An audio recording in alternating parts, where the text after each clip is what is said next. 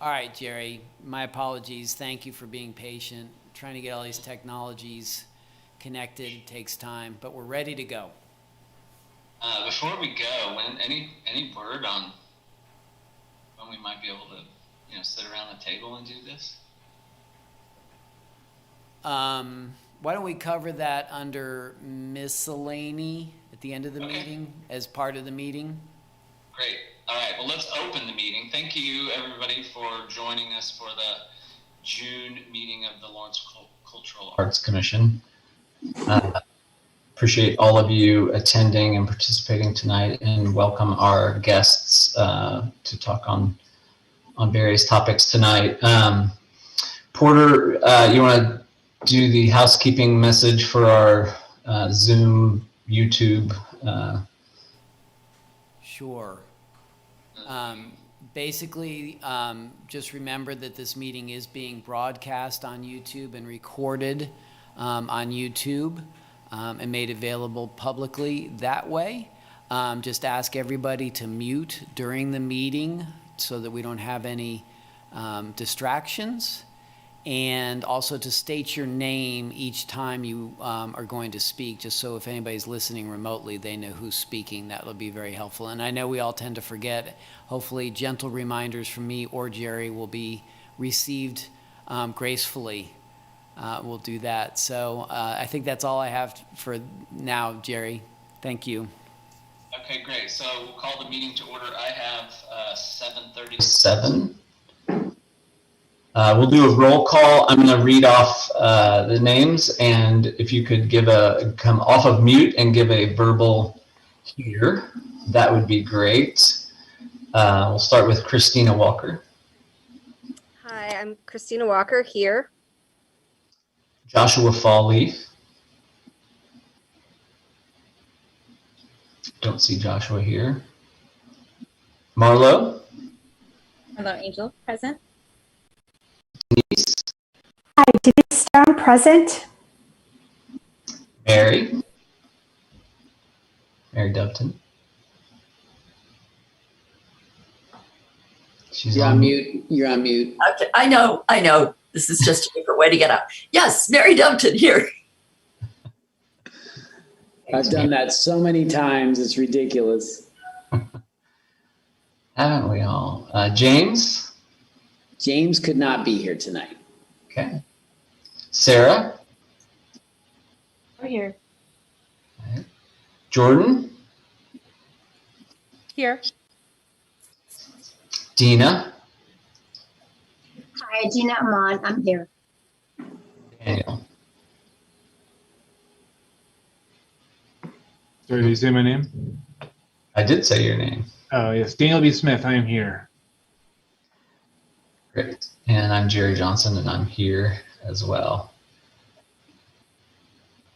All right. So again, thanks for coming. Our first thing that we order of business is to approve the minutes. We have the pleasure of approving 2 minutes tonight. I guess we'll do those separately.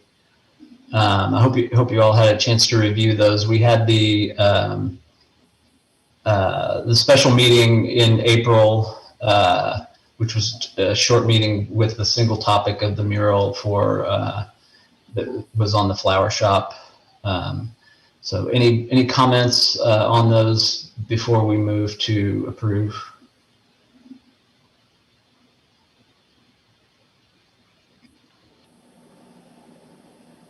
I'll just make a comment. I see she started, which is exciting. So excited to see it finished. Yeah. Yeah, it's great. Okay, can I have a motion to approve those minutes, please? I motion to approve the minutes. I'll second. Speaking. Okay. Dina Amont, second. Okay. All in favor? Say aye. Raise your hand. Porter. Let the record show that everybody has raised their hand in affirmation. Okay. Great. I'd like to pause here because I would like to point out the quality of the meeting minutes for the May meeting. these are these are excellent meeting minutes, and thank you very much, Jordan, for putting those together. I read those earlier today, and I thought, now this is, I mean, I don't know if you went back and looked at the video or if you just take that good of notes, but they were spectacular. And I, for one, really appreciate your effort in capturing those in such a great way. So thank you. Thank Porter and Melody for their patience. It was, whew, we got there.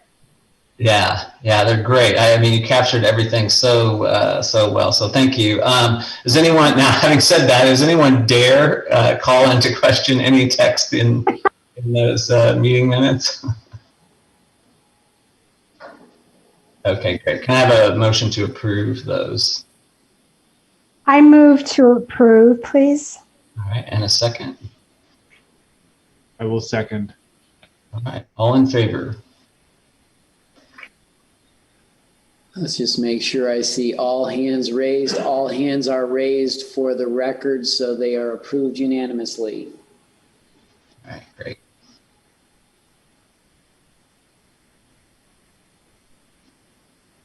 On my agenda here tonight, Porter, I didn't ask you about this earlier in our earlier conversation, but I mean there's a general public comment thing. I don't know.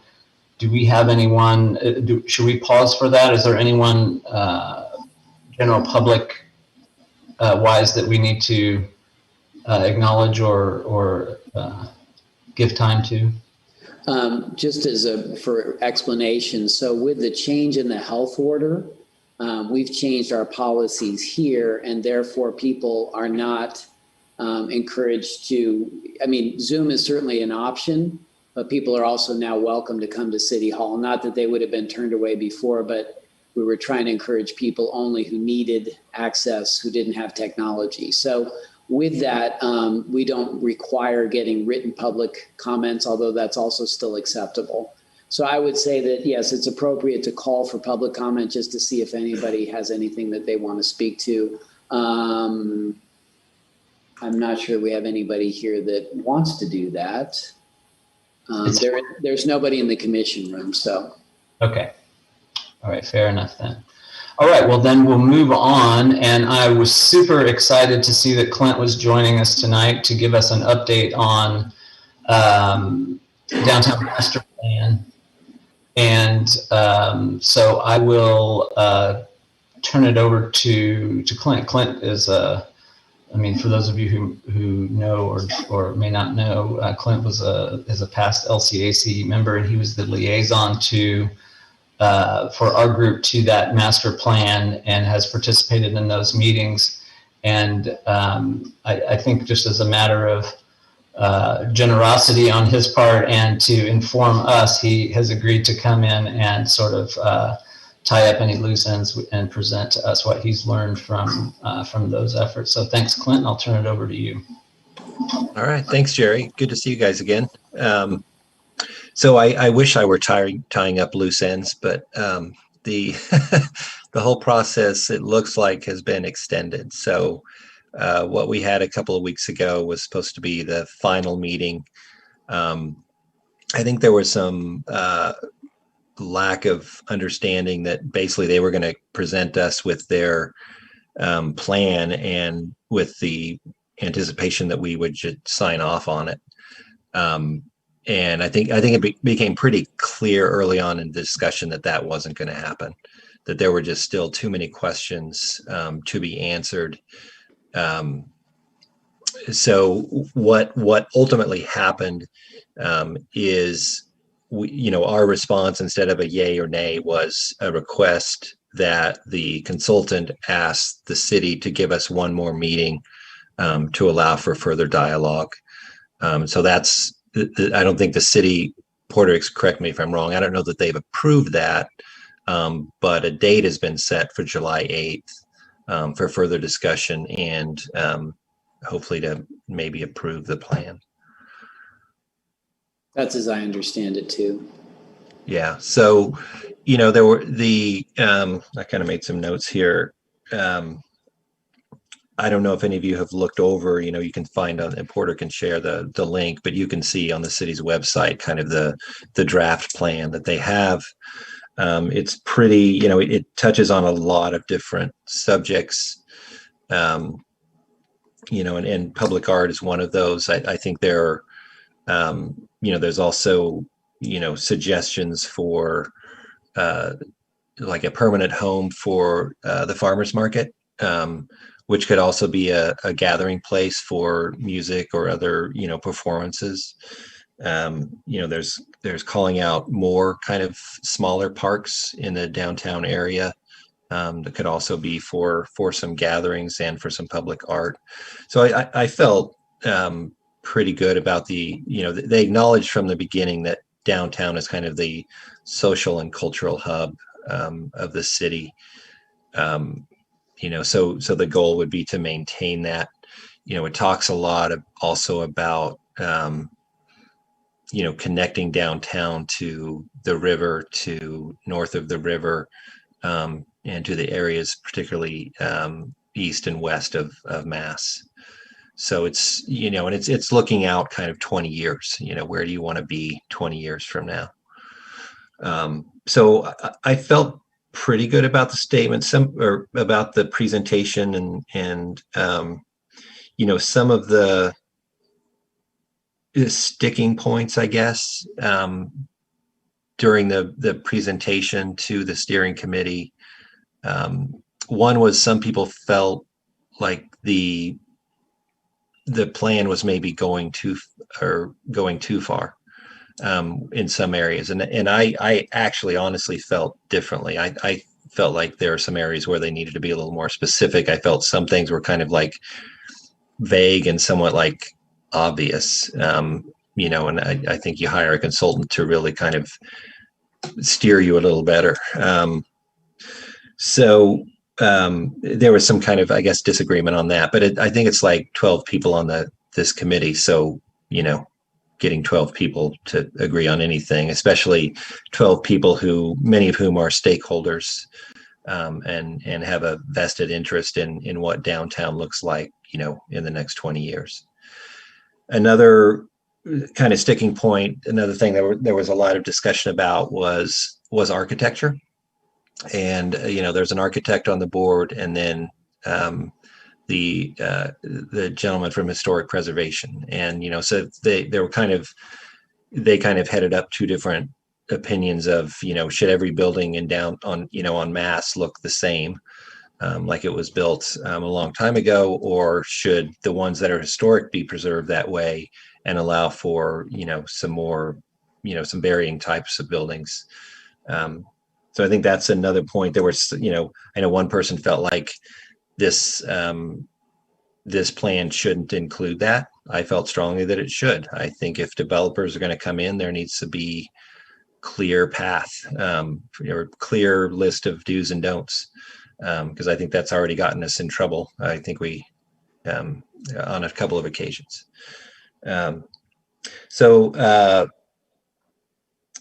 Porter, I don't know if there was more you wanted me to try to cover. It was a long meeting, and so a lot of things were discussed, but I don't want to take up all of this meeting to go over all of that.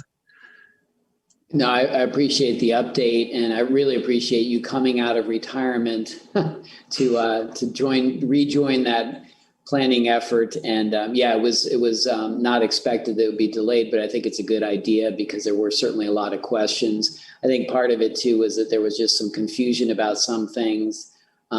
This plan isn't written in stone in the sense that it's not giving specific direction. It's offering, here's what's possible based on the research that the consultant team did. So there were a couple of properties listed as possibly being opportunity spots, and people were concerned that meant that they were automatically going to be eradicated or something, and that certainly is not part of this plan. So I think part of it was just dispelling some of the confusion as well. So I think that's a great update. I appreciate it, Clint. Yeah, happy to do it. So I have a question, maybe it's for Porter, maybe for Clint, whoever. So, the adoption of this plan, so the city has has hired the consultants to do that, and they're going to produce this plan. What does that mean? The adoption of it, does it drive policy, or who's responsible for sort of living or executing the plan? I know that I would say, Jerry, that's still kind of a question in my mind. I know it because, for this, the implementation of this plan is going to take a lot more work, like really kind of diving down. So I don't know, my impression, and maybe Porter knows more, is that this will be a guiding plan, and then as things move ahead, they'll apply this plan to various aspects, of the development of downtown. I don't know, Porter, do you have anything No, to add? I think that's right. I mean, similar to the cultural plan that has the matrix, those are things that are options that are sort of available. And so this has been a engaged and methodical process to really look at downtown and all of the different attributes, strengths and weaknesses, all that stuff, and then put together a package of information that then is available, and that will ultimately be approved by the city commission to say, okay, we agree that these things are all possibilities. Then it's a matter of who would want to act on any of those possibilities, if that makes sense. And obviously within legal limits and all that. Yeah, because I think it'd take a combination of the city and developers and, a whole combination, if you wanted to do the whole thing, that's a whole combination of people. So it feels like, different groups could kind of pick up different aspects of it. So the city commission will approve, quote unquote, approve the plan. I believe that's correct. Yeah. Okay. Yeah, that's my understanding too. But yeah, I guess they're just approving that they're going to have these guidelines going forward. Okay. Great. Thanks, Clint. Absolutely. All right. If there's nothing else, I will sign off. Will we be able to twist your arm to come back and after the final thing, if you feel like there's a big takeaway from it? Yeah, absolutely. Yeah, I'd be happy to. Okay. Great. Thanks. Thanks. All right. Thank you, guys. Good to see you. Yeah. Appreciate it. Good to see you. All right. So I think for the first time in history of my tenure on this commission, which, to quote my friend Joshua, has been 1 million years. Hey, I'm just saying, don't jinx it. We have had 2 mural proposals in back-to-back meetings, which is fantastic, of course. And I'm super excited that Liza is here to tell us about the project that they have in the works. And I looked over the paperwork today, and I'd be hard pressed to find a better wall to put something pretty on. So good for you guys for targeting that spot. And I think the topic is great. So anyway, I want to give you an opportunity to tell us about your vision for this thing. So welcome. Sure. Thank you, Jerry. Thank you all for the opportunity to speak on this project. This is actually a proposal that we put together last May, right in the heart of when all the COVID pandemic was starting. So it's exciting that it's finally coming to fruition. The idea behind the mural is to honor essential workers, especially those in the food, restaurant industry who are often artists themselves, and just the work that they've done to keep us all afloat and healthy and fed and well in the past 1.5 years. And we were looking for a location with a lot of visibility, hoping this will be a mural where visitors to Lawrence and locals alike will enjoy viewing it. And I think I have to say I reached out to Joan Golden on a Monday morning, and by that afternoon she'd already gotten back to me excited about the opportunity to house the mural on the outside of their building there. And I think the fact that that alleyway, that kind of alley intersection there is so open, a lot of people will see it from a lot of different businesses right there. And it'll be kind of neat there for David Milton's too, something more beautiful to look out on. So they've agreed to it. You know, the project will employ up to 20 VanGo youth, art assistants. You know, our art director will lead the project. He's very accomplished and just finished a mural in Lecompton. I don't know if you all saw that in the paper, which is his hometown. So the stipulation from US Bank, and then also Lynn Zollner suggested this, and we're comfortable with this and we've done this before, was to put the mural on panels as is the mock-up shows there. So that's the plan.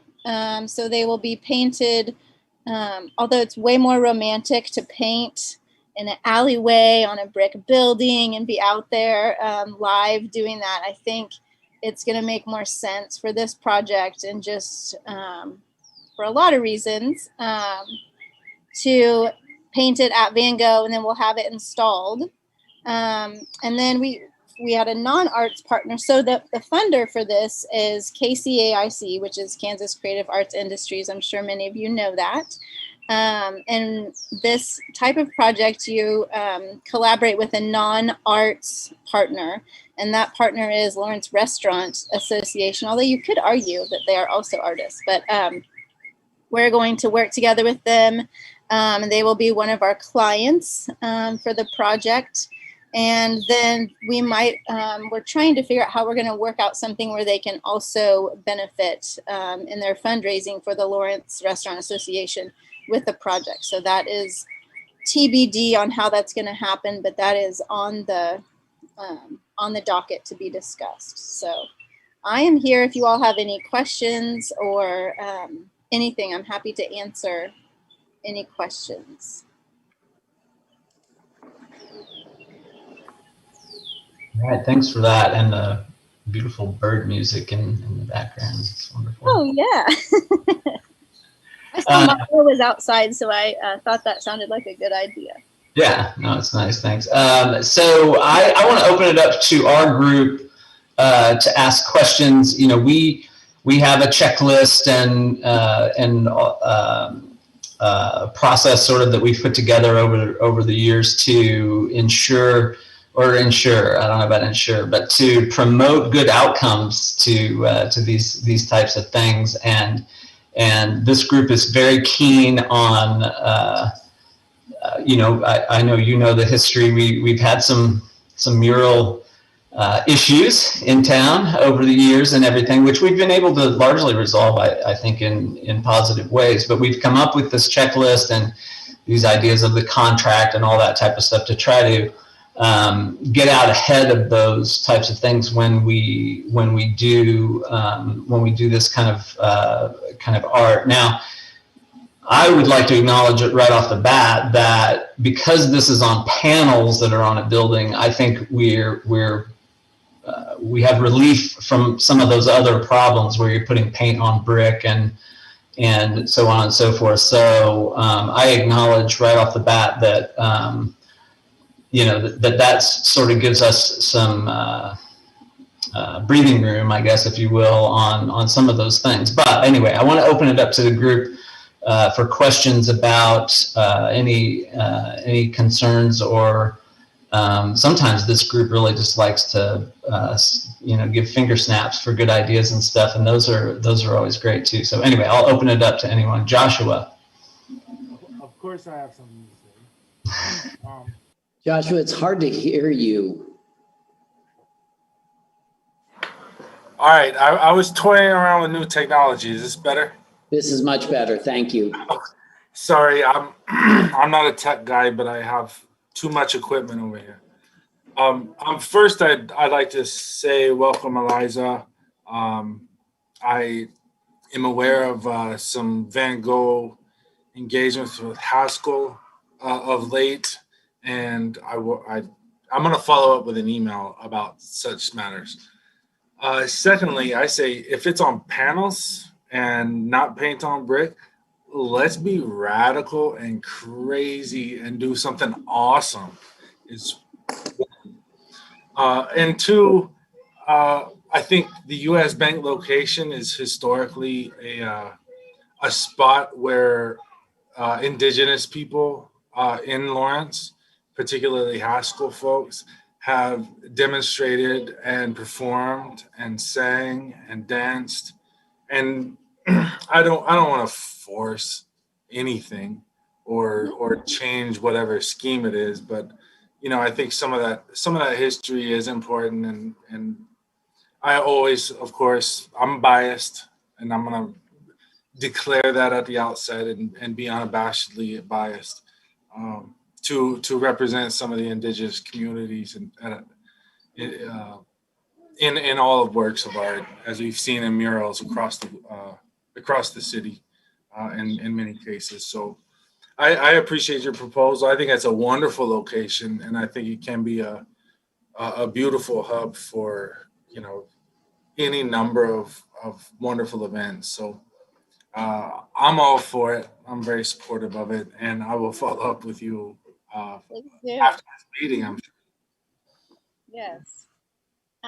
You may have seen the mural we did for the county last fall, and we did consult with Mona Cliff on that, and she did some beautiful ribbon designs that were Osage, of the Osage tradition. So, and she's on our board of directors, so we will absolutely consult her in the design and make sure that that's interwoven into the design. So thank you for saying that.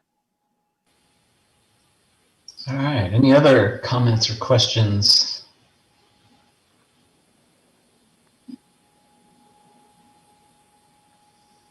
Okay, not hearing any, I'll jump in with a few. So, I want to be fair. I'm 100% supportive of this, and I think it's a great idea, and I'm excited about the project. I want to be fair to our process and throw out, it would be nice for us to,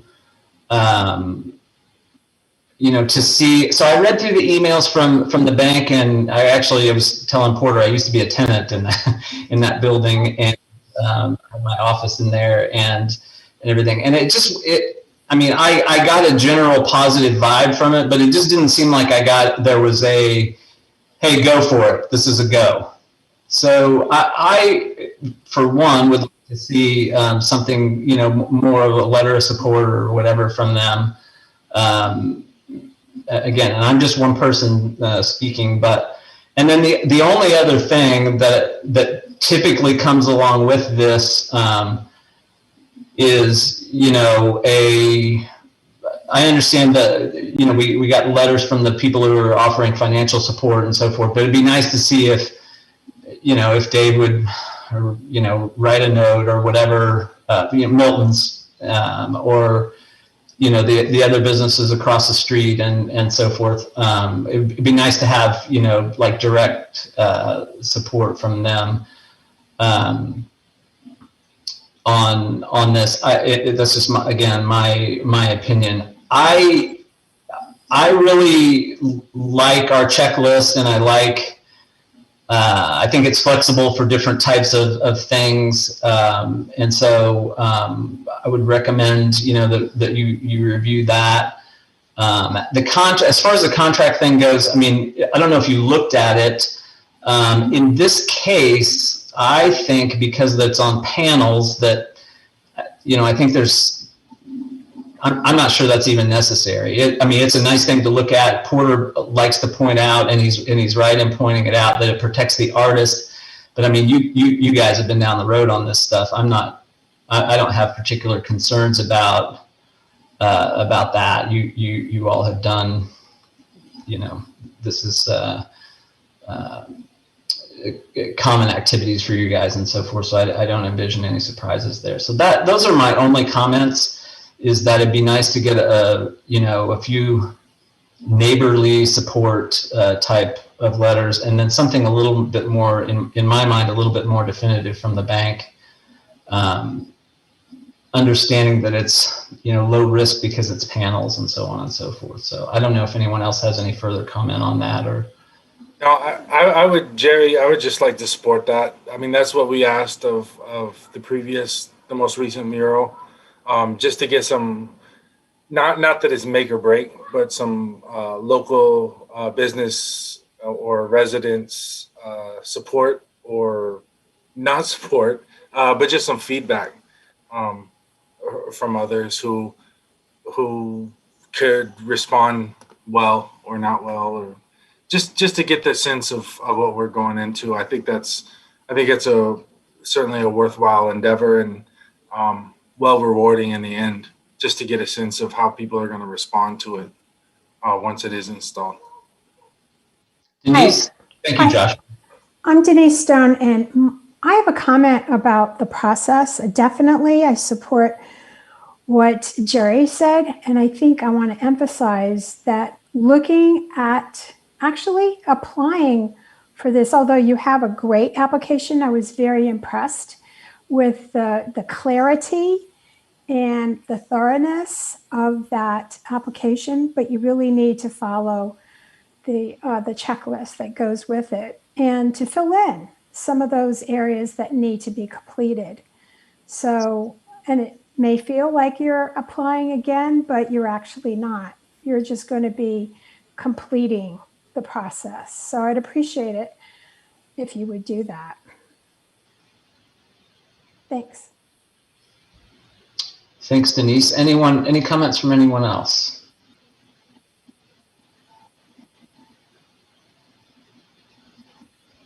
Okay. So just as a matter of timing on this, because we do want to be sensitive to that. I mean, if you all are doing those panels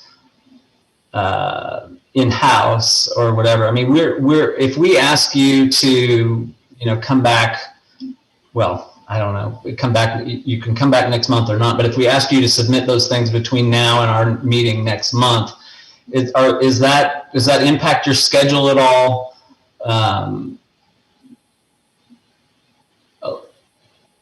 Eliza, would that impact your schedule, or if we asked you to submit those things and then we could make our recommendation in next month's meeting? Sure. We will plan to start the project probably early September. So that would give us, 7 weeks or so to know for sure. 6 weeks, 7 weeks. I'm not sure when your next meeting is, but it's just next month. It'd be in July, second in July. And just for clarity, so the art commission would review this, and assuming that they approve it, then it goes to recommendation on a city commission agenda, which would likely be the following week. So the second to last week of July, if all proceeds as we would think it might. Just FYI, just so you know that. But that still sounds like it's well within your time frame. If for some reason it's not, there is a precedence. We have had special meetings, as you saw the minutes of which that were approved, and so if you were to get that stuff to us, quickly or whatever, and you felt like it would need our blessing sooner than that meeting in order to meet your schedule or whatever, we would try to accommodate that with some sort of special meeting if in fact we're holding you up. Okay.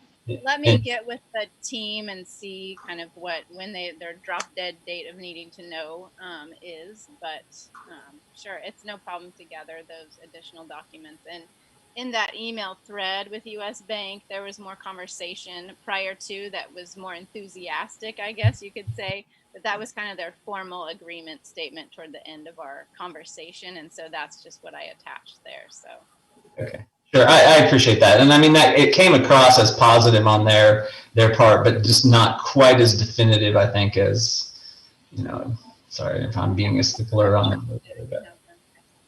Okay, great. Thank you. Well, Well, thank you for joining us tonight and for sharing your awesome project with us. Is there any other comments from the group before we move on in the agenda? Mr. Chair, I would request that you take action. And so if somebody could make a motion about tabling this until you receive further information, that would be great. Okay. I move to table it until we receive information. I'll second. This is Christina. All right. And Jerry, if you would, let's do a formal roll call for this just to make sure we do it correctly. Okay, great.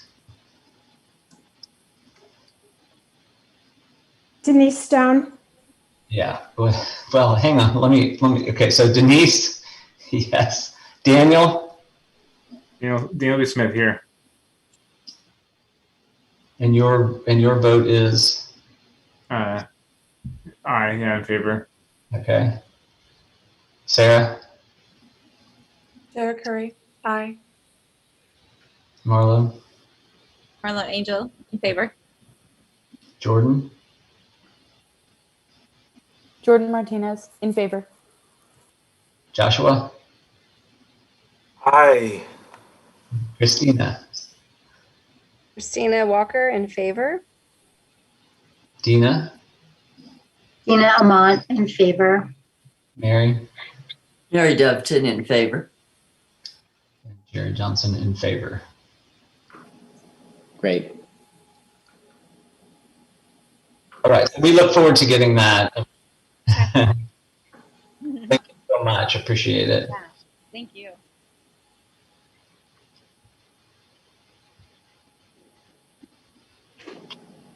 Okay, so the next topic on our agenda is the Transit Facility Public Art RFQ. Do you want to put that up, Porter, so we can, or? Yes. I didn't have any, I mean, we can put it up. I read it and I didn't have any input. I thought it looked good. Thank you. I'm working with Adam Weigel and the consultant team that's designing the new facility, and they're also designing a downtown facility that allows for buses to park downtown, and they have 3 different options that they're exploring for that. We don't know exactly what the art will be or where it will be, although we do believe with this relatively small budget, there's great wisdom in working with an artist who can come up with something that can be integrated into the facility in some way, shape, or form. So this is definitely a draft and will likely change a little bit as we move forward. But this gives you the core request for qualifications that we'd be putting out for artists. One question that I have for you all is, do we want to make this a national call? Do we want to make this a regional call? Do we want to make it a local call? I think that's something that this group would be best served to consider and give some direction. So as long as the RFQ is okay with you all, I would just ask for that direction. In the past, we've done national calls at this level. I think we did one call not too long ago. I can't remember, was it the fire station, I think? Was only Kansas and Missouri artists. So, any way you want to decide that. I will explain also, though, that in my experience, when you have an $80,000 budget, obviously you don't want to spend a lot of money flying somebody in and out and that type of thing. So often during the selection panel process, that becomes a consideration. But you also want to be respectful to all artists and not have somebody apply if there's really not a real opportunity available, if that makes sense. Right. I would have some questions about that. I mean, I would be inclined to think that localish, regional at that budget level would be probably the way to go. I don't know if we were going to do it nationally, is there a way to require ties to the community or something like that? I don't know. And And then, you know, just as a squirrel thing, I'm unclear which intersection at Crestline is that? It's Crestline, but which side is that on? Where's it at exactly? I guess is my question. Sorry. Oh, I didn't click on that. Yeah. Yeah, this provides a lot more background information. Hang on. Bob Billings and Crestline Drive. There you go. So there's Iowa. So it's, you know, here's the lead center. It's basically just down below the lead center in this whole area there.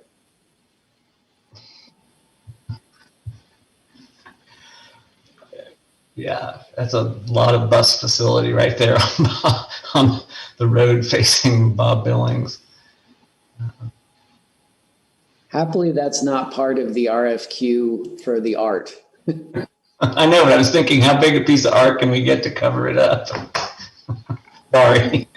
Well, and I will share that I met with Adam and the design team, and they are very amenable at working with an artist to try to, you know, find a good opportunity. There's so many different possibilities, and it could be a possibility like a freestanding sculpture as well. That may be a good viable thing. But the other thing is that I did a project in Kansas City with the light rail system and the bus stops they made. We actually worked with a wonderful young artist. It was a big opportunity for her. And ultimately what we did was we paid her a fee out of the public art budget and then used the remaining amount of money to help pay for glazing application so that she came up with some beautiful designs that then were applied to the glass canopies at those stops. So that's the kind of thinking I have going on, is that looking for those opportunities to work with an artist who may not have a lot of public art experience, but help them figure out ways of literally integrating their art into the facility in some way, shape, or form. And that can happen in many ways. And or, like I said, it could be a very traditional approach, and perhaps it's a mural inside on a blank wall, or a painting, or, you know, any of those possibilities. So we're intentionally leaving it wide open, but thinking that with this budget scale, integrated probably makes the most sense. Thanks for that, Porter. Mm-hmm. Anyone have any thoughts on the national versus regional versus local? B. Smith. I have a question. Well, after Daniel. Sorry, Daniel.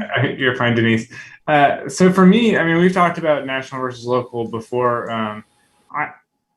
For me, I just don't see any real advantage to having it open to national artists, except for what was somebody mentioned, the possibility of somebody who maybe has ties to this area and has moved away, or has some sort of connection here. But I just don't see, I mean, considering we have tons of great artists here locally, I don't actually see any advantage to allowing somebody who's not connected to contribute. So I would be in favor of having a clause for sort of like what we've talked about with the sculpture exhibition, just a range of a certain diameter. Thanks, Daniel. Denise? Yeah, I'm Denise Stone, and I'm interested I'd like some clarification about the budget and where the money's going to come from. So how is that going to be funded? It's a great idea. So as you know, there is a public art resolution that states that the city commission may set aside up to 2% for eligible projects in the capital improvement plan. This transit facility has been underway for, gosh, I think 5, maybe more years. It's finally coming to fruition now. So this was actually part of I think it was the 2018 capital improvement plan. And that's where that $80,000 is from.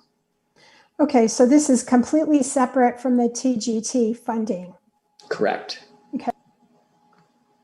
Thank you. Mm-hmm. Thanks, Denise. Anyone else?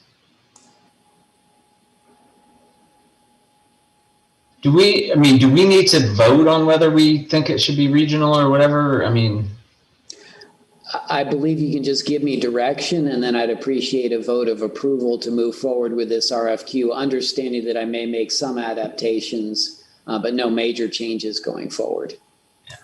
I have no problem with the language of it. I read it today, and it seemed straightforward to me. Understanding that there may be some small edits or whatever. So what I'm hearing so far, the folks who spoke up, is that we think this should be regional. What was the? I mean, you said Kansas and Missouri is what we did before. I think we've also done a radius, like I think Daniel was saying. Yes. And I think if miles or something comes into mind, but that I don't remember what it was. As I remember, I'd have to double check, but I think 50 miles then includes Kansas City and Topeka. And then obviously a radius, that wide. You could make it a wider radius if you wanted to. Yeah, I thought we had done 150, but maybe it was 50. I don't remember. I don't know. I don't know if we pick up a lot of artists when we get outside of 50. I mean, maybe we do. But I should be more optimistic, but we would do Utah anyway, right? Close, maybe. Well, this is Joshua. I always just have questions when we get into this area, like how local is local, how regional is regional, how national is national, and all of those lines always appear to me to be arbitrary. Like a Kansas City artist is not a Lawrence artist, and so I'm not sure. I'll just say I'll vote wherever the commission goes with it, but I'll at least express my concerns about the why, the how, the rationale, and the justification and the data that supports a lot of that. I mean, I don't object to any sort of national artist coming in to do some work any more than I do a local artist from within the, I don't know, the downtown Lawrence area or wherever these hubs might be. I mean, I don't know. Do we expand it to West Lawrence? Do we expand it to Topeka? Again, I don't understand quite what those boundaries are or why any of them are justified. So like I said, I'll vote with the commission on whatever that is. But I think we ought to move forward with a clear understanding of why we're making a 50 or 100 or whatever mile radius, and what that rationale is, and how it is that we select artists from those on that basis, a little more clear and upfront, so that artists can know why we have not included them in the potential for an artwork, and why we have. I think it's just transparency that I'm kind of excited about, interested in. I mean, I appreciate that, Joshua. I think, this is where, mathematics gets in the way of an intent, right? I mean, the intent would be to support local folks because that's what we want to do. And then all of a sudden somebody says, well, okay, we got to draw a line, and how do we justify drawing the line? I don't know. I have no idea. D.L.B. Smith. Yeah, that's kind of why I actually don't know who brought it up originally. Joshua, you might have been the one who said this, but the idea that somebody who's not local could still apply as long as they're able to justify some sort of local connection. So I think that I totally agree. If somebody lives 51 miles away, suddenly things get really awkward. So I think that we could give a guidance of 50 miles and say that if somebody feels like they are local or have a connection, then there can be special accommodations. We consider that. And I do also think that I think part of it, as far as setting a boundary, setting a radius, is kind of just, if somebody lives 200 miles away and isn't really from the area, kind of saving them the time and trouble of applying if realistically we're not going to fly them in. So that's to me, that's part of it as well. just saving people who really don't have that connection the trouble of applying for no reason. So. Well, I think just to respond to that, Daniel, you bring up a lot of really good points, and I think that's the arbitrary nature of these boundaries, which is why I'm always more of the opinion to opening it up to a larger swath of people, maybe even nationally, and using in the criteria the content's relevance to Lawrence, as opposed to one's origin. You know, James Joyce always said, like, I couldn't write about Dublin until I left Dublin, and because it provides some perspective. And so maybe they're not in Lawrence, but they can provide some extraordinary historical or cultural or unique perspectives about Lawrence that we in the moment in this place don't quite have because we're so in it. I like to see it, and that's what I've done in hiring at Haskell, is not set those parameters for the applications, but in the evaluation of it, give credit or not give credit based on its regionality or its connection to kind of the local story, which I'm not always a fan of, by the way. I think having an outside perspective is always welcome, always helpful.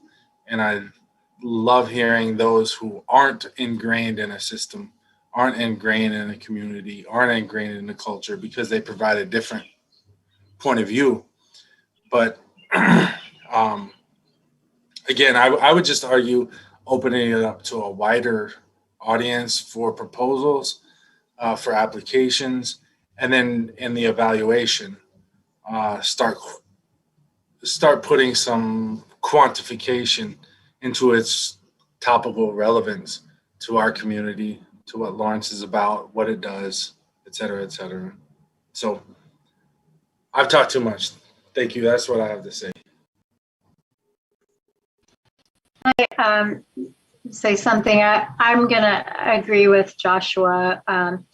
Although I don't want to mislead people, which I think could possibly be the negative aspect of what could happen if we open it up nationally.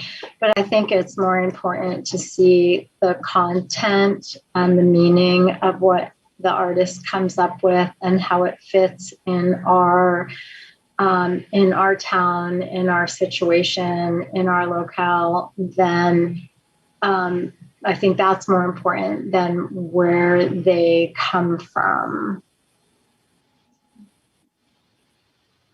That's just my opinion. Oh, that's great. Thank you. That's what we're here for. Anyone else?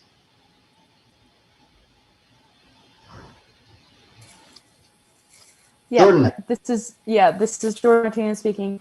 I would just like to point out that also in the selection process, the selection panel criteria also lists sensitivity and connection to the site. So, I think opening up nationally would be really helpful, just because, whoever applies, they're going to have to, justify their sensitivity and connection to the site in their artwork anyway, so.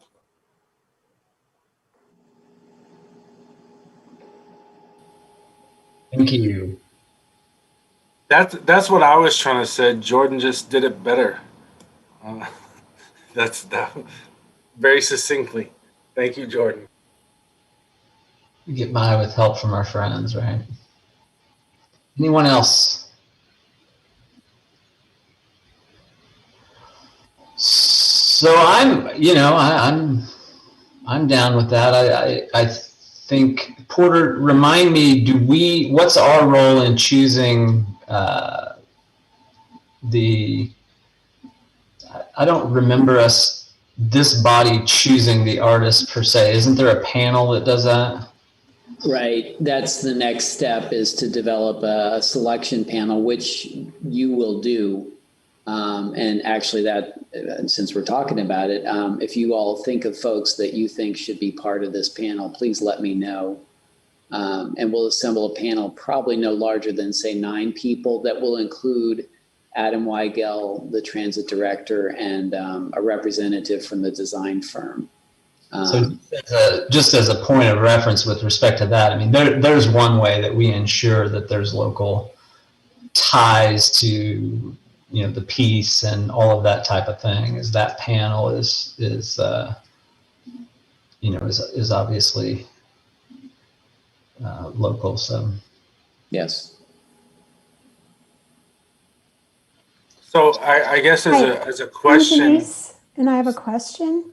Sorry, go ahead, that. Denise. Okay, thanks. I'm just wondering, can anybody from our committee, the LCAC, apply to be on that panel? I'm trying to remember what we did with the police facility. If we had a representative, I think we did.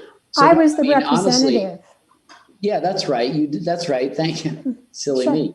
I like the idea of having an art commissioner sit on the panel so that they can, share direct information. So yeah, and Denise, I apologize. I forgot that you were the person who did that. Quite all right, Porter. Yeah. It's old age on my part. No, it's the pandemic. You can blame it on that. Yes, it's the pandemic.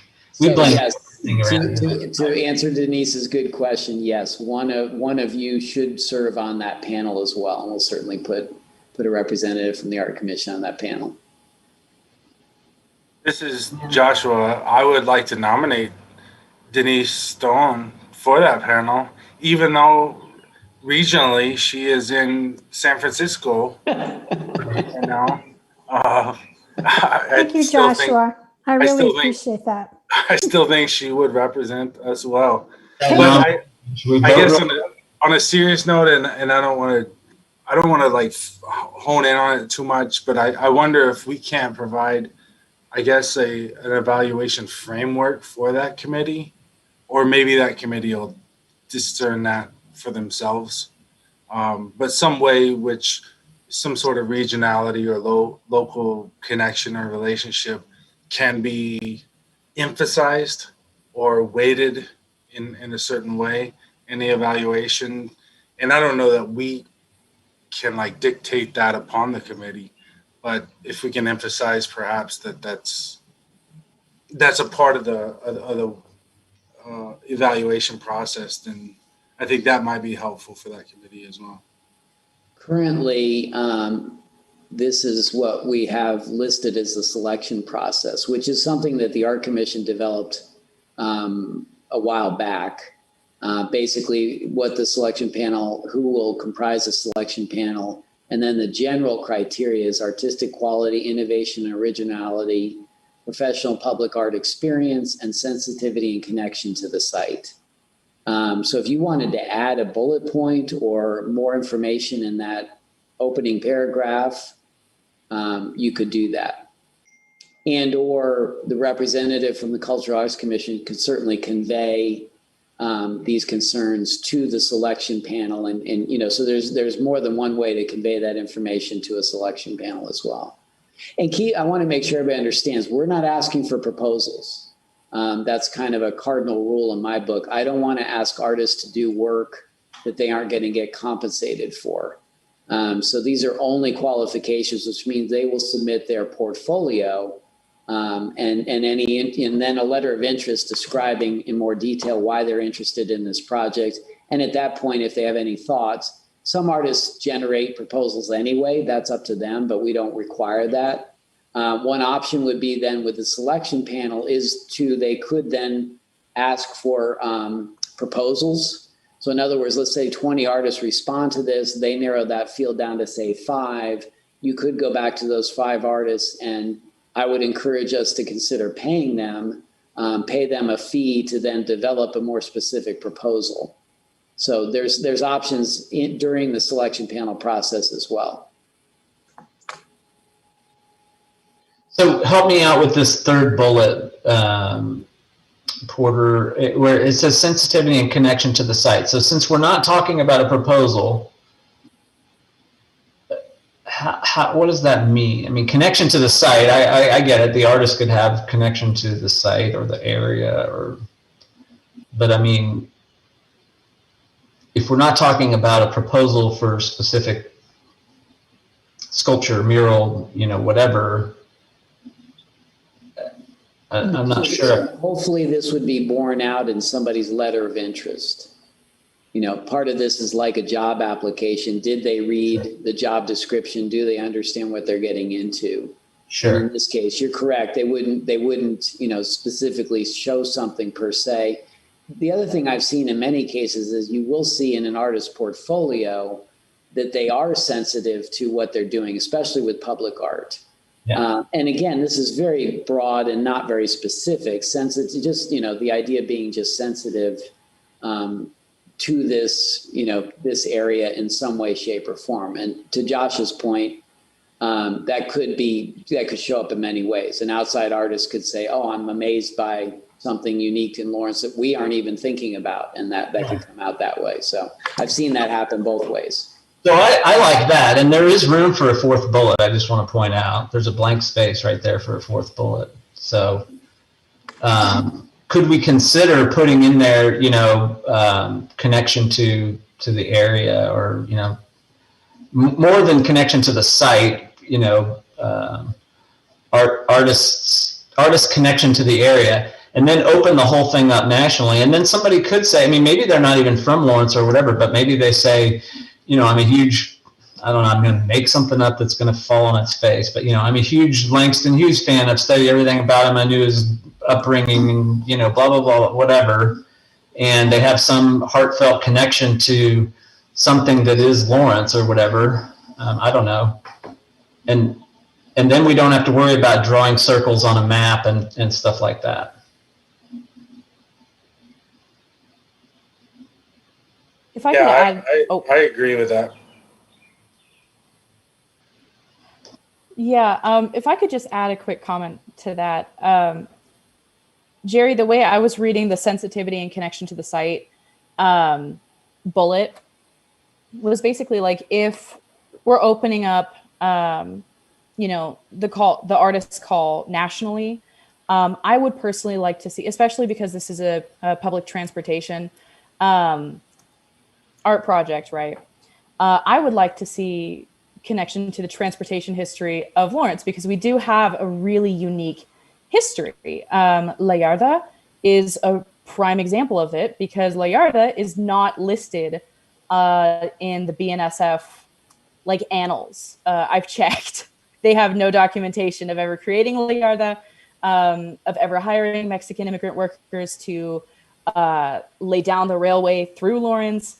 They have zero documentation. There's no way, unless you have a connection to Lawrence, to know that La Yarda exists, or that La Yarda is a significant contributor to the cultural demographics of Lawrence. I was doing a little bit of research, and it's something close to half of the city is Mexican American, and that's predominantly because of La Yarda. And so I would like to see artists applying for this $80,000 project to mention La Yarda somewhere in their letter of intent. That would demonstrate to me a pretty clear sensitivity to the local history, versus, it's very easy to do a quick Google search of, John Brown and Beecher's Bibles and how, the Civil War used the Kansas River. It's not difficult to Google that.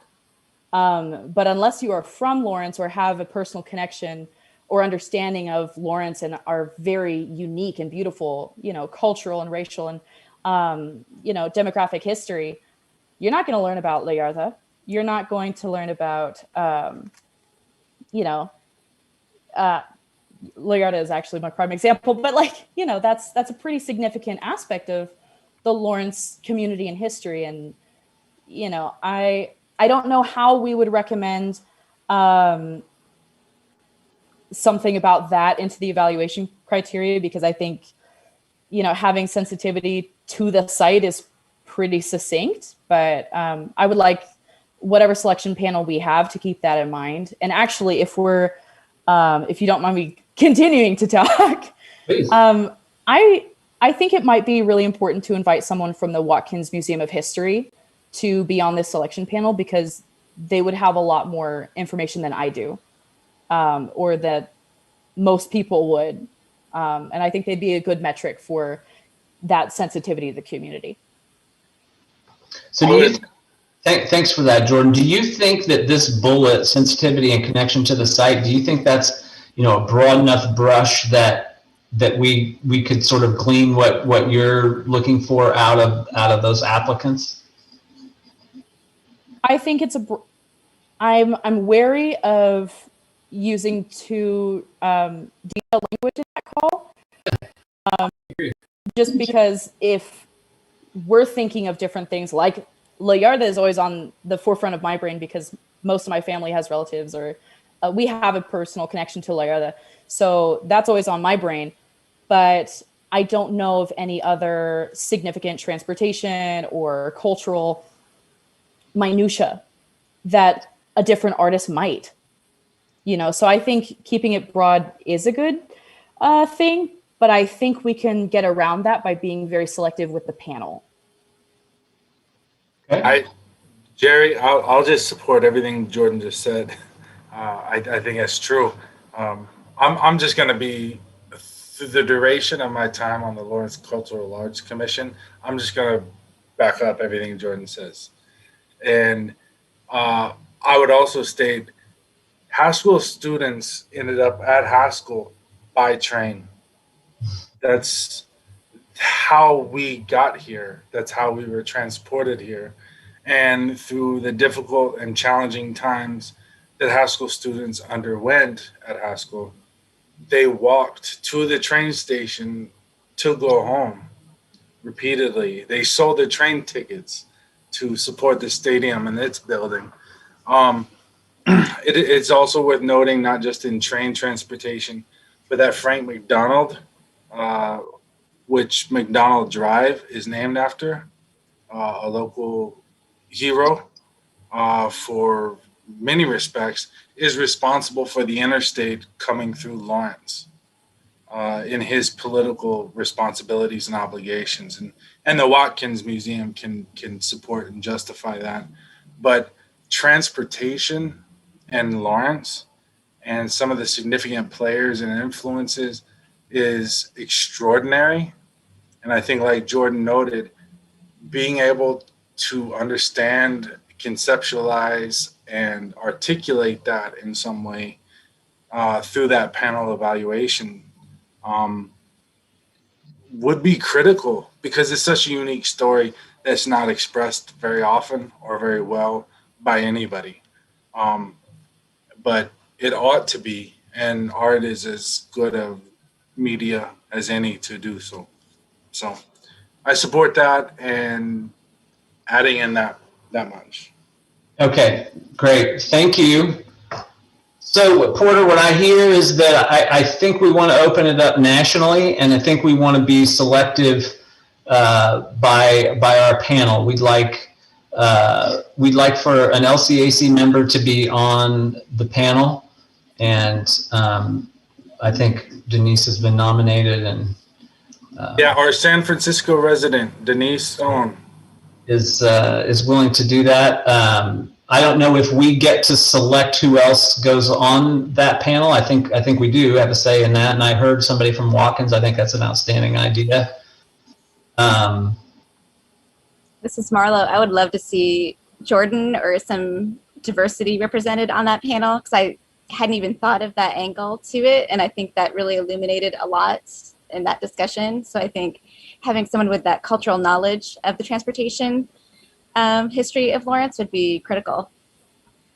So two out of 9, Porter. Are we coming in heavy-handed? I think we can make that work. I'm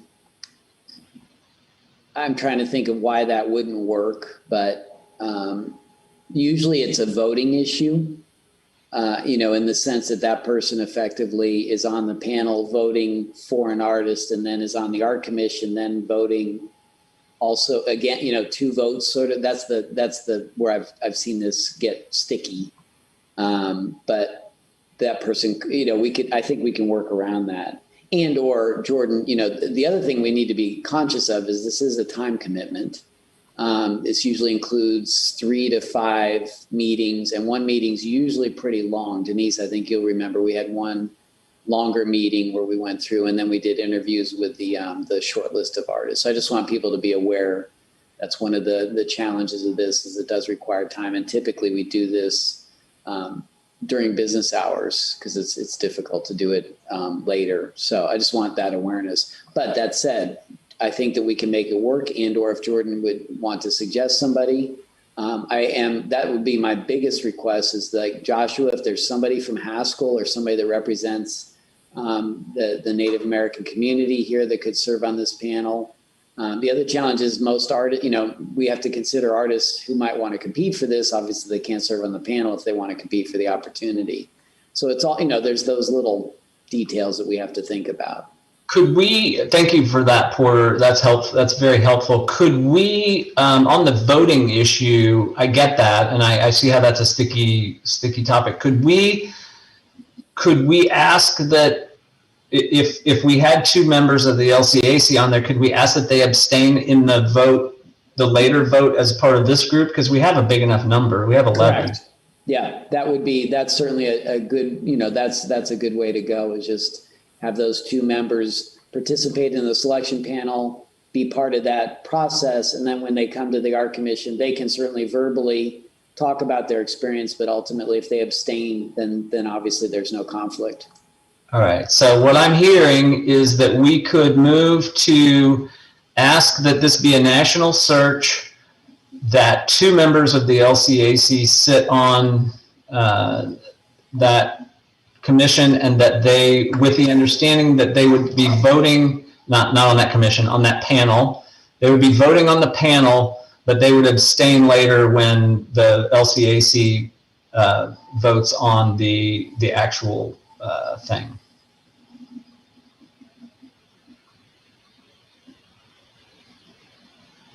So can we call that a motion?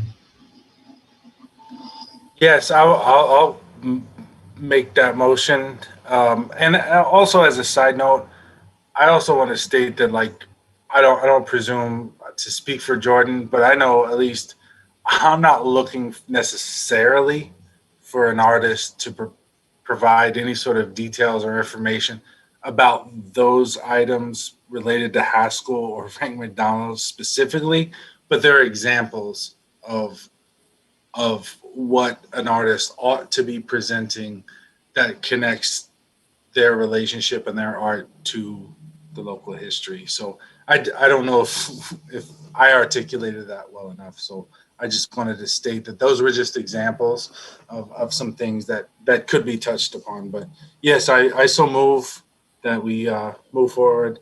Thank you for the motion, and thank you for the extra bit. That's also helpful. Can we get a second?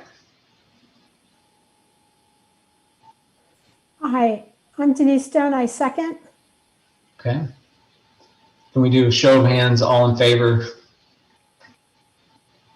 Let's do a roll call. I'd prefer to get that verbal, sorry. You got it, no worries. Jordan. Aye. Christina.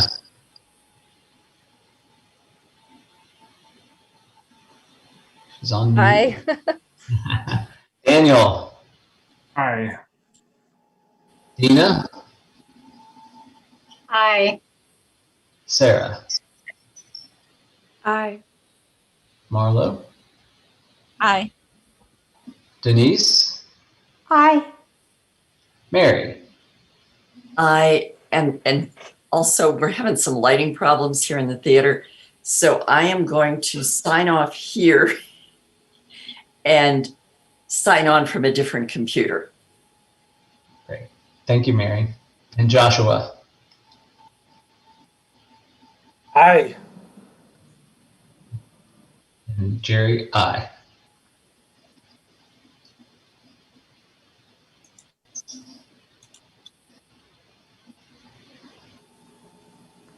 Okay, thank you. You bet. All right, thank you for that. Those are the two big pieces of work. On our agenda, we have the Kansas Creative Arts Industries Reimagined Spaces thing. Porter, can you? I had every intention of making that meeting, and I had something come up and could not join that. Could you? Hang on. We have one more item under new business. Sorry, I think that's on. It may be getting lost on your page. Sorry, maybe I got lost in a oh, I did. You are correct. Sorry, the police headquarters public art project update. So glad that Denise brought this up. So the artist, Joe O'Connell, has been, based on his visit here, talking with police and talking with various members of the community, has developed some general concepts, and part of his contract is to conduct a couple of public meetings to glean more information and just get some more insights from people. Obviously, that's been challenged by the COVID situation, but we do now have those set up for June 26th. I believe one will be at 10 a.m. and one will be at 2 p.m. These will be virtual. As I said, he has concepts, and what he would do is work with people, whoever want to attend those, to describe how he got to where he is in his concept, show some of his renderings of that, and then seek more input so he can use that input to move forward with his ideas. So soon we are going to get some sort of event marketed on this. I've been working with the artists and trying to figure out the best time that works. And I would just ask that you all help me get the word out. And if there are people you know, particularly in the neighborhood in that area, or anybody else, Dina, I know you may have students that might be interested in participating in that, just to help us get the word out to get as much participation as possible. Basically, just for those who know it, at the police facility, this would actually be sited to the east of the police facility at the entry point where there's a trail that goes up into the park that's at the north of the facility. This would be a freestanding structure. It has some architectural elements. Both concept ideas have architectural elements, so that it can also be sort of a gathering point at that spot, but both recognizing the police presence, but also a nod to the community as well. So just want to make sure you all are aware of that. I'll get more information to you as soon as we get this stuff posted. And if you can help me get the word out, that would be great. And if any of you can join us, that'd be great too.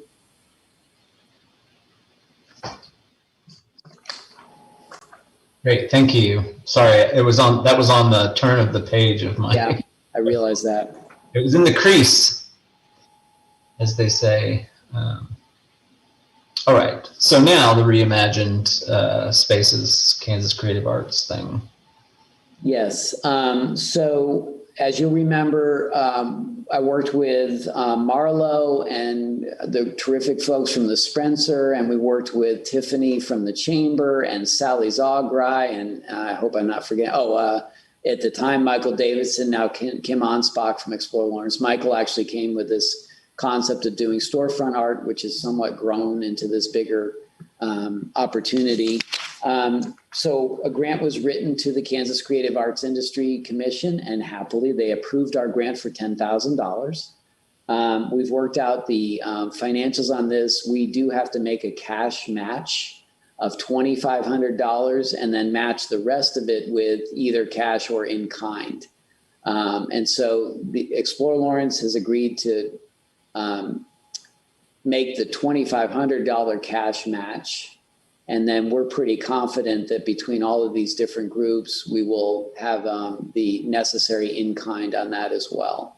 So we had a great meeting. Everybody's on board with this process. We have assigned different sort of tasks to people as we move forward. The first challenge is to hire half of that $10,000 will be to hire a local curator and project coordinator. So we're working on, the Art Center just sent me a terrific job description for the East 9th Street coordinator position, which is kind of a similar situation. This will be shorter term, but that's a great starting point. So I'm going to work on a job description for that. And so we're moving forward with this. And then it also does dovetail with the outdoor downtown sculpture exhibition.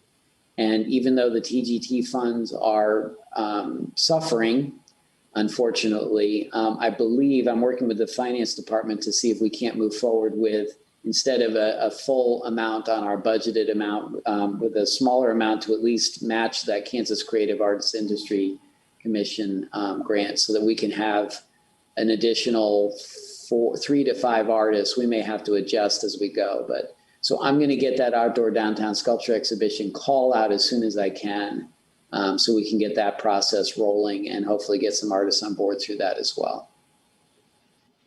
And I will send you, I'm working on a draft, I have it here, but it's not quite ready, that explains that it's art plus culture plus crossings. And I want to get that to you all so you can see that and see what we've crafted here. I believe you saw a copy when I submitted the original grant. Great, thank you. Next, we have the community arts grants update. I suspect we're still on hold due to. Yeah, it's this lousy paradox of what monies have actually come into the transient guest tax fund have been less than anticipated, quite honestly. And obviously we can't spend the money we don't have. On the other hand, Kim Ansbach and Explore Lawrence does do research into hotel room stays. So the forecast is looking very positive, where we're starting to get close to 2019 hotel stay numbers. But again, that's all speculative at this point. And the problem with TGT is we don't get our money until the following quarter. So we're always 1 quarter behind. So that's why I've not done the community arts grant with this information, because I don't want to put that out there and, mislead anybody that money is going to be available. I'm still hopeful. And I did go on the website and I did put some more information there. I think Christina or I can't remember who asked me to do that, but I thought that was good advice. So I did put some information on there just so there's awareness of what's happening. So again, let's keep our fingers crossed, stay positive and hope that we can implement that going forward. So I have a question. Sorry, Joshua. No, go ahead. No, I was just going to inquire about the timeline. I know I've been asked as recently as this afternoon about the community arts grants and kind of what the status was, when they're going to know whether they're going to be available or in what capacity.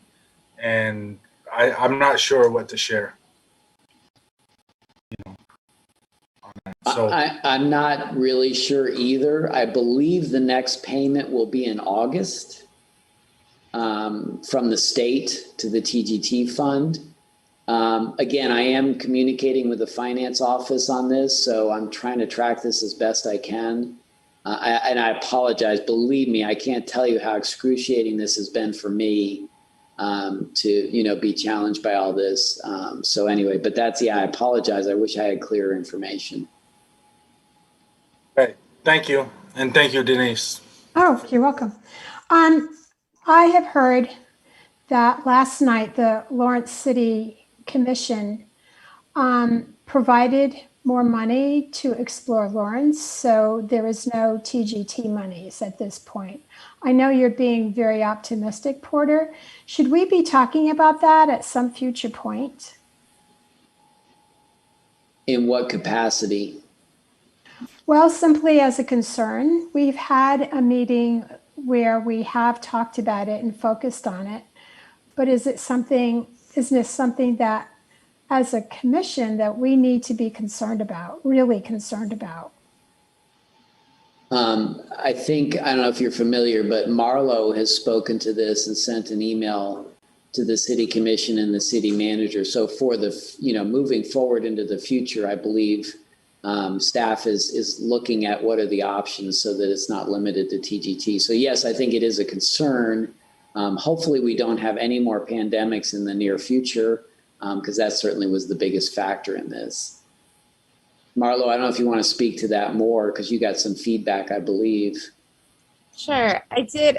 Just like Joshua, I have received a lot of questions as a commissioner, people that are dependent on these grants, and it really does help open up the doors to arts opportunities for not only arts organizations, but artists. And so I keep getting these questions. So I did write a guest column to the Lawrence Times just to hopefully get some public awareness to this issue, because I do feel like there is confusion in the community, like why we're not opening them up. And a lot of people don't even know that our funds are tied to TGT. So I tried to just gain some knowledge about that process and how it really does not fit our mission. Because I could totally see us having another pandemic or, you know, some other strain that comes up and this hitting us 2 years in the future.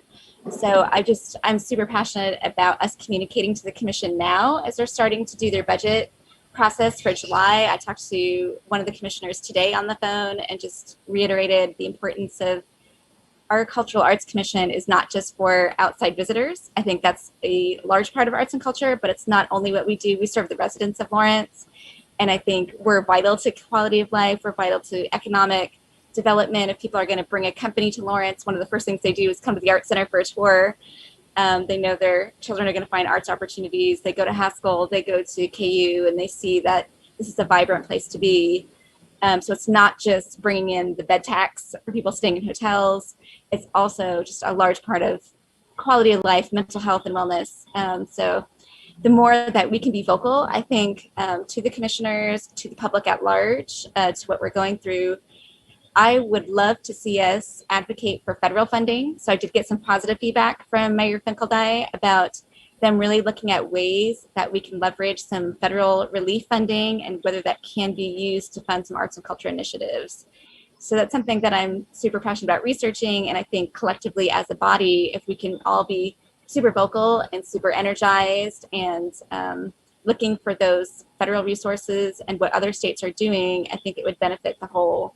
Because I think it's frustrating is like we can't wait for hotel tax dollars to come in because we don't have the funding to give to our community art grants. We don't have the amount of funding to give to TGT funds. So those events and the things that make Lawrence so special and bring people here, we're just not able to, you know, it's that chicken and egg thing where we're never going to catch up if we're so far behind. So I don't know. I would encourage everybody to just be vocal. I shared that article in the Lawrence Times, but any way that you can get your communications out to your people and audiences and friends and neighbors, I think it would really help the cause. I agree with Marlo. Those are really excellent points. I do think we need to be in touch individually with the Lawrence commissioners and tell them what we think about the vote for last night. The meeting wasn't completely covered today in the Lawrence Journal World. It may be that it will be, you know, other parts of that meeting will be covered, but it would be important to be aware of last night's meeting. And the other thing is, to Marlo's point, you know, we're in the budget process now, and there is a budget calendar, and I can send you the link to that. It's on the finance page. And there will be opportunities to even come and offer public comment at future city commission meetings. So you can always email city commissioners, let them know your thoughts. And then, you know, and if collectively, if the art commission wanted to craft a letter, that's a possibility. You know, that's in your purview, is to make recommendations to the city commission. So, and I will tell you that Marlo's email, you know, I know that people received that and are certainly aware of that and considering it seriously.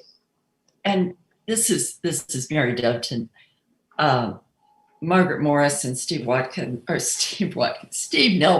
I had the opportunity to visit with the commissioners during a study session in May, and had about an hour and 20 minutes maybe to talk about the very things that Marlo's bringing up right now. And I was very encouraged by the response that we got at that point. I felt it was the most positive response toward the arts that I have ever seen, and I've been around here a long time.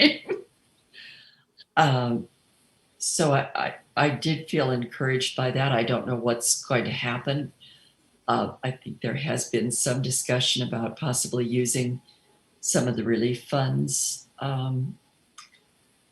But I also really echo what Marlo's saying. I think we have got to get funding out of the TGT and get the arts back to a line item because, as she so eloquently put it, we are not just for visitors. The arts are a part of everyone's quality of life, just like the parks. And I feel very, very strongly about that. Well, this is Joshua. I'm glad Mary spoke up because I was thinking of her the entire time, her, Margaret, and Steve.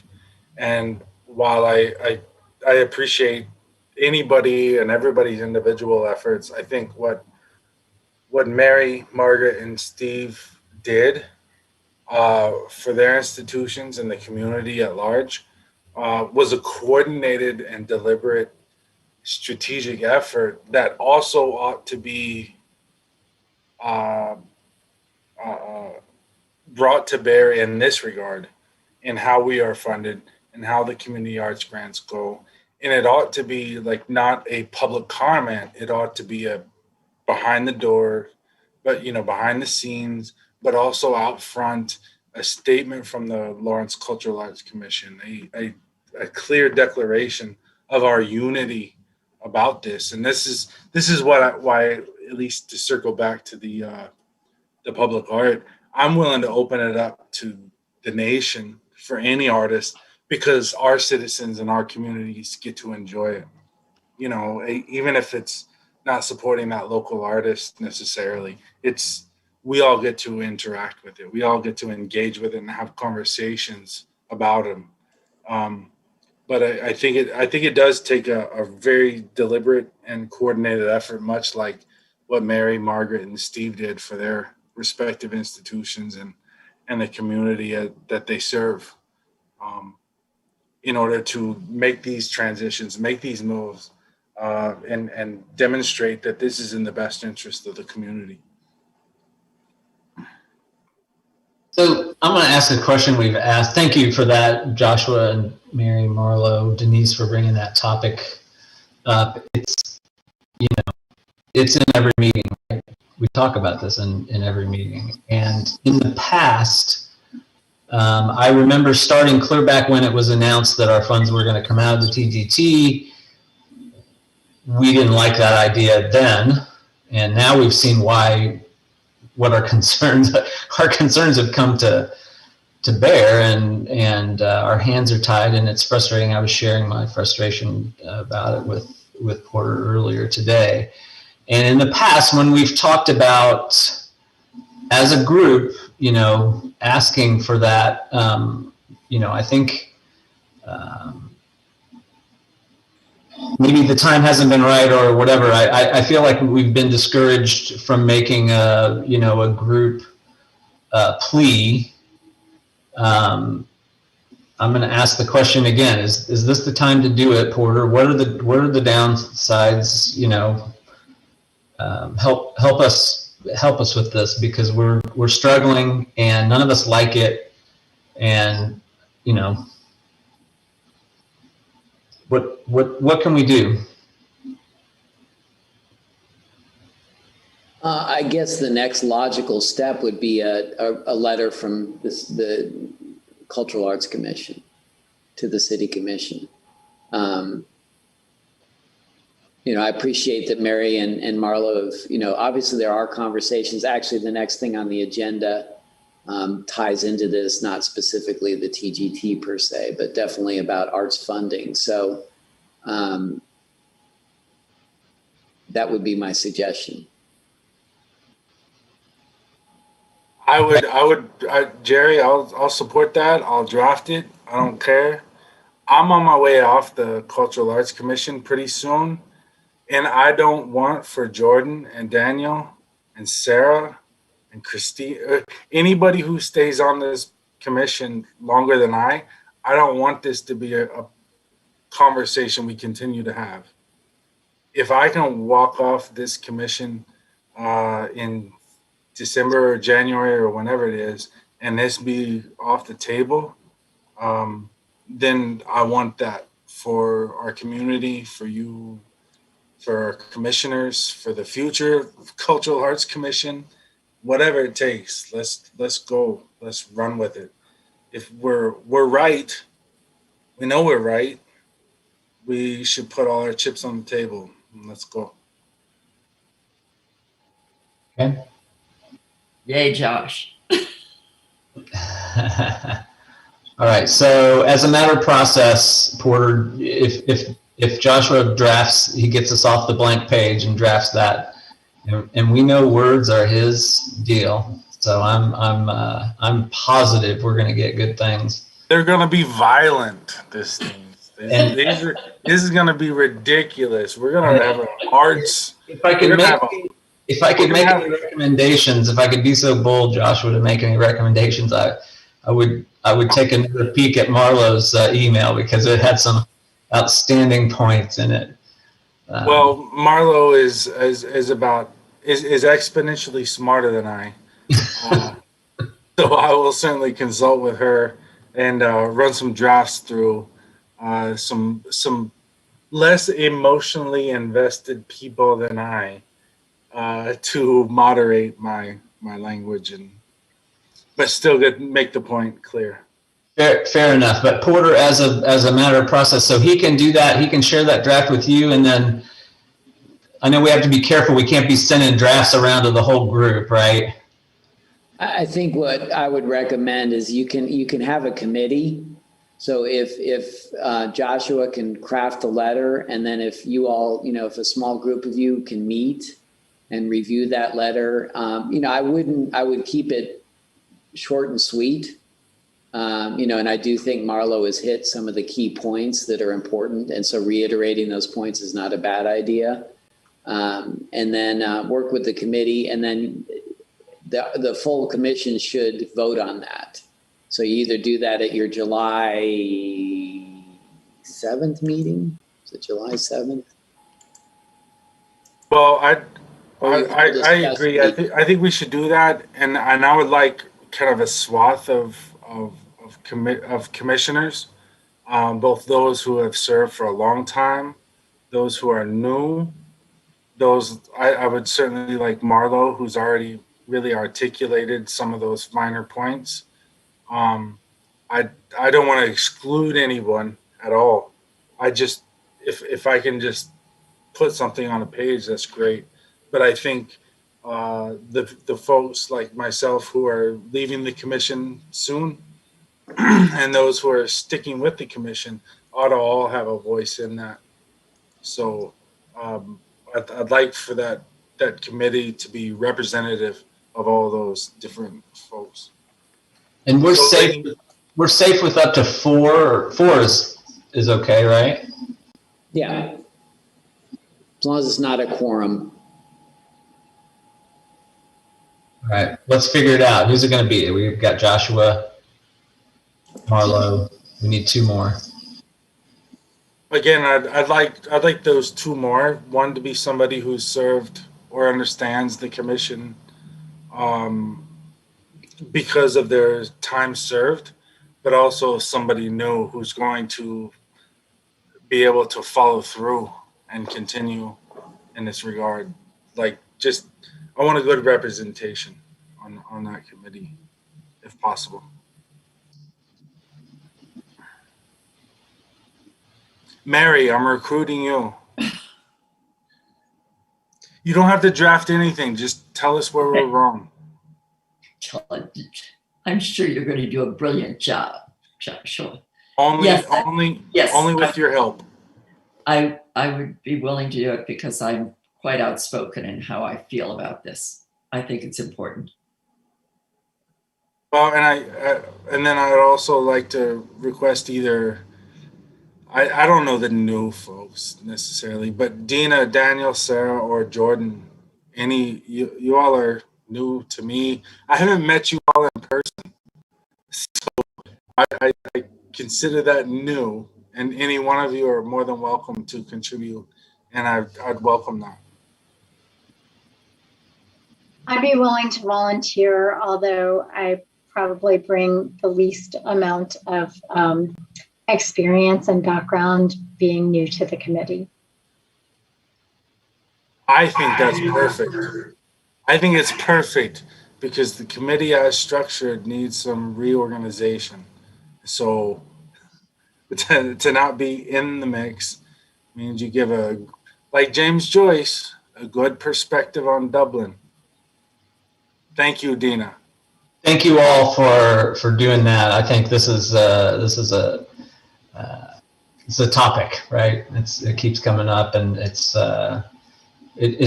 didn't taste good from the beginning. It was a bitter pill to swallow. So thank you for stepping out, moving out on this. Anything else on that before we go to the one committee update that we've got on the agenda? Mr. Chair, I would like to, this is Porter Arneal. Joshua, you are, because this is a separate committee, you can actually, once you draft this letter, if you want to email it to Mary, Marlo, and Dina and work on it that way. And then, I would empower you all to set up a meeting virtually if you want to be as efficient as possible. So I don't want to hold you up in any way with my busy schedule. So you guys can work as a separate committee, and that's fine. And then once you have a letter drafted and you want to submit it to the Cultural Arts Commission, then send it to me, and then I can work on getting that on the agenda. Thank you, Porter. Again, I'm just going to put some words on the page and let those smarter than I help me make it something that really the Lawrence arts community really needs, and we'll tackle it, and we'll make it as polite and professional as possible, but also I know Mary's going to hold us to account and make sure that it's direct and very clear about what our expectations are. So thank you all for participating, and I'll be in touch soon. Thanks for taking the lead on that, Joshua. Appreciate it. All right, next up we have Strategic Plan Committee. Marlo, do you have any update for us on that? Yeah, I did want to follow up on our last strategic committee meeting. We had touched upon the idea of doing a informal Instagram account.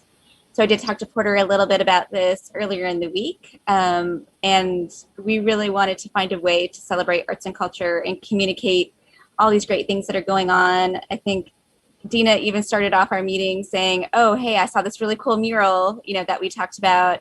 That was at our last meeting. And wouldn't it be cool if she could take a photo and then distribute it among the public? And so it's just a way to reach people. I think even like with this transportation call, or just a way to communicate all the great things with arts and culture to a wider audience. We have some enthusiastic young and new board members coming in that have a great eye and passion for art that's in our community. And so we thought this would be a wonderful way to connect and do it. It's not representing the official City of Lawrence Cultural Arts Commission, but it's a volunteer-based Instagram account that any member could have access to and post images or inspirations that you see around town. I followed it today. You did, yay! I think you might be our first follower. Second, Dina's first. Dina was first, I was second. Go, Dina. All So right. what would our next steps be in terms of, I know you're going to talk to Maureen at the city to make sure we're all in the clear about moving forward with it. Right. If send me whatever information you have thus far. And then I just I wasn't able to talk to Maureen about this today, but I was writing myself a note to remember to talk to her tomorrow. So send me, so the Instagram account is created? Yes. Okay. Yeah. If you can send me send me that information, and then I can run it by Maureen and just make sure we're all comfortable in this and that we aren't, but again, you guys, as you just stated, you've set this up not as the Cultural Arts Commission, but as, arts advocates who happen to be part of the Art Commission and who want to have this opportunity in the community. So I think, that works, but I'll double check with Maureen and make sure that we're okay on that. And Marlo, hang on, I'm not good at multitasking. Marlo, the other thing was talking about the Economic Development Strategic Plan as part of that too. Can you speak to that? Yeah, so a lot of what we focused on in our last couple of meetings was looking at the strategic or the cultural plan and to see if there were some action steps we could take. And so with arts and culture being such an important part of the economic strategic plan and the strategic planning process that the city is doing as a whole, it seemed like, can we have a voice in that process? And so Porter had said that there is a group getting together or starting to get into motion to look at how to implement that in the official strategic plan context. And so our body of the strategic plan committee has been invited to participate in that way. And it seemed like a good synergy so that we aren't working on an old document that may not have as much relevance anymore, but moving forward into the future and seeing how our arts and culture efforts can be synergized with the city as a whole. And Jerry, if I may speak to that too. So I'm leading an effort along with Britt Krumkano, who is our economic development coordinator here at the city. She has taken the Ernst & Young strategic economic development strategic plan information and is now working on an implementation strategy. And as part of that, she's broken things out into several categories, one of which is arts and entertainment. So my first thought was to reach out to Mary, Margaret, and Steve as that great, what was the term you used, Joshua?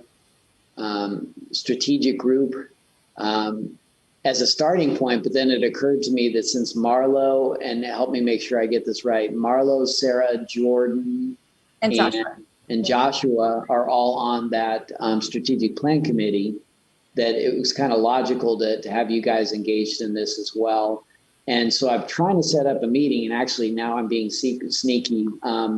I put out a doodle poll and not everybody's responded, but June 18th so far, everybody who has responded is available. And I wanted to check with Jordan and Sarah, see if 2:00 on June 18th is possible for you all. I don't know if your schedules are open during the day like that. No. Okay. So Jordan can't do that. Yeah, Sarah I work can't till the evening on Fridays. Yeah. Okay.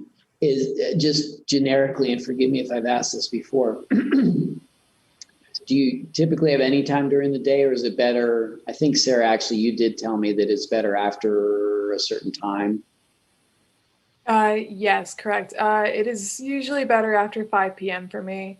Okay. And I now work also on the weekends. So just that's kind of across all 7 days a week after 5. Okay, that's helpful. So let me look at this. We may go forward with this initial meeting, because not everybody can attend every meeting, but I will keep that in mind for the future and look at better opportunities later in the afternoon. Jordan, is that consistent with you? I mean, with after 5 be good? Okay. I want to try to accommodate everybody. So thank you. So that's what we'll start working on. This will be over the course of several meetings. And there is a matrix that has been developed. I took the time to go through that matrix and tie it all back to the appropriate cultural plan aspects, so that, that's part of what we're doing here, is taking the matrix, the recommendations from Ernst & Young, and then tying it back to existing plans. But we also want to make sure we get some good representation. So if people have thoughts, let me know on that too. Thank you. That's great. That'll be great to see that. It's, it's confusing to have we have all these separate plans and everything. So that'll be great. Anything else? Joshua, I mean, just very briefly, I know you're serving on the the group with Britt related to, and I don't know the actual topic on that, but she's saying that it's been really a great process. I think you guys have met at least once or maybe twice. Yeah, no, she's been great, and she's put together some wonderful people. Our topic in particular is about indigenous entrepreneurship and businesses specifically focused in supporting of minority, for lack of a better term, minority businesses. And so we got a number of folks involved, but it's not just about that entrepreneurship, but it's also about employees, good paying jobs, internships, and just really creating a vibrant community that supports those who are traditionally underrepresented in the business community in all facets of it, in all its shapes and forms, and providing training, certification, et cetera, et cetera. So, no, we've had some really good meetings, and we have some more coming up. Thanks. I did, by the way, for the Cultural Arts Commission, the Arts Center board on which I serve, and other things, readily recognize that in those meetings that many separate businesses are artists owned and self-created, and they are artists. They create their own organizations, their own businesses. They sell their own products, and they have their own venues for doing so. So we ought to be supportive of those things too. So I've been clear about noting that the arts community in that business venture, whatever that might be.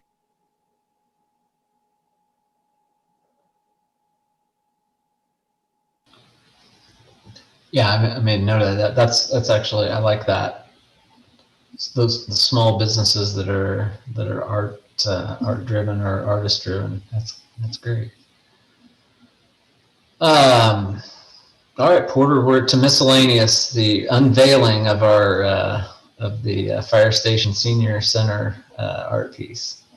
Yeah, I just want to let you all know that we are planning to have a quote unquote unveiling, not that it needs to be unveiled at this point, but the artwork the sculpture was installed at the fire station and the police Senior Resource Center on Final Friday, which is June 25th.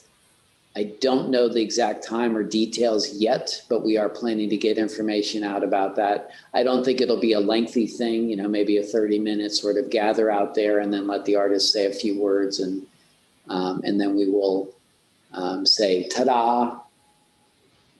But just a fun opportunity to formally accept our new artwork into the community. And Porter, I envision that probably you or somebody will sort of talk about how we pay for these things and how they come to be. And I don't think a lot of people know, how we do that percent for art. Yeah, absolutely. And one thing I'll add to this too, Tom Harper, who many of you may know, was jogging by City Hall and stopped in front of the artwork out here, the moving piece, and was reading the plaque on that and realized that the artist who made that recently passed away. I think she passed away in the spring. She's a Louisiana artist. So we're working on an article just to pay some tribute and recognize her. And the fact that artwork happened to be the result of a lot of people in 1981 and 82 who raised money for that piece. So that was a public art piece, but not funded by city dollars. So it's just an interesting story and a good reminder. And I have to say, mechanically, that's a remarkable piece because it's been blowing in the wind since 1982. And I don't believe it's required much maintenance at all. So that's a pretty good tribute to a good artist. And if I'm not mistaken, Louisiana is not within a 50-mile radius of Lawrence, Kansas. Your geography is correct, sir. Well, in 1981 with the tectonic.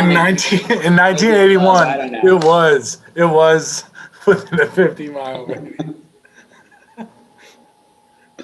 I think I'm getting punchy. Yep. All right. Wait. Go ahead, Jordan. At the beginning of the meeting, I think, Jerry, you were the one who wanted to ask Porter real quickly in the miscellaneous. Do we have an update on when our virtual meetings can become in-person meetings? Yeah, good question, and thank you for remembering. I jotted that down and then forgot. So one thing I will tell you is that all of our meetings will remain hybrid. So that, in part right now in the city commission room, even though masks are optional in City Hall, it is recommended to wear masks just because we don't know who is or isn't vaccinated. But in the city commission room, we've chosen to keep masks for now under the current circumstances. We are looking at shifting in July, that the commissioners may actually come into the room and start doing a hybrid version. So I would say if you want to, now the challenge we have is overlapping meetings, so I have to think that through. And I regret that we're not at the 7 o'clock start time, but that's because we have a meeting right before us. And as it happened tonight, they actually went to 7:27, unfortunately. So that's one of the challenges we face with broadcasting all these meetings. So I would say that it's possible to meet in July. It may be easier to wait till August till we kind of let the dust settle out on some of that, but that would be my somewhat not clear answer. All right. So we're still in limbo a little bit. Go ahead, Joshua. Yeah, I just have a quick bit of miscellaneous because it's literary arts. The KU Common Book Program has joined together with the Haskell. We don't have a common book program. We just tagged along with the common book program and have selected Braiding Sweetgrass by Robin Wall Kimmerer. And we did this before the pandemic. We were postponed because of the pandemic, and now we're bringing it back. And so that had been announced, and I have not read the book, but by any and all accounts, from those who have, it's extraordinary. And it brings together Western botany, science, into complete integration with indigenous and thousands of years of observation and study from indigenous people. Brings both of those together and tells it in such a wonderful, enjoyable, pleasurable way. And so I'm working currently on purchasing a number of books for our high school community. KU is doing the same. And if you haven't yet, you should also find yourself a copy by whatever means necessary, because I can't remember whether it's September or November, or I'm not sure what the date is. The author will be coming to town and do a number of events at KU campus and at high school campus. It's going to be terrific. It's going to be great, and we're really excited for it, and we're really excited for the continued collaboration between the University of Kansas and Haskell, because we have peers. We have a bunch of 18, 19, 20-year-olds all studying the same stuff, doing the same things, but they're so divided. And that divide should not be the case. We have much to learn from one another. So this is a wonderful effort to join those opportunities. So I just wanted to share that in our miscellaneous time. So check it out. This is Mary. I echoed what Joshua just said. I bought the book last week and it's really good. Can you say the title again? I got Sweetgrass. I didn't quite catch the first word. Braiding. Grading? Braiding with a B. Oh, braiding. Thank you. Oh, cool. Okay, that makes sense. And there's a subtitle about the stories and the histories of engaging with our animate, non-human life forms. I don't know that that's what she uses, but all things are animate in indigenous cultures. Everything is animate.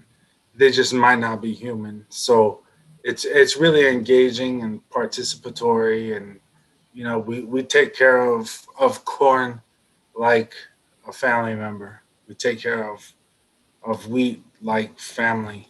We take care of these things not as something other. We take care of them as ourselves. And so this book kind of represents that and presents it in a really good way. I think is good for the large community. Well, I think you just sold 12 copies right there. Thanks for that. All right, well, I think we're at the end of our time together for this month, so I would entertain a motion to adjourn.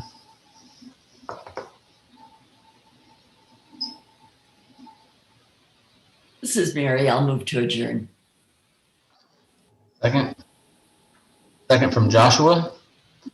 This one I know we can do with our hand. Let the record show that everybody is in agreement to adjourn the meeting. Thanks, everybody. Appreciate you all. Thank you.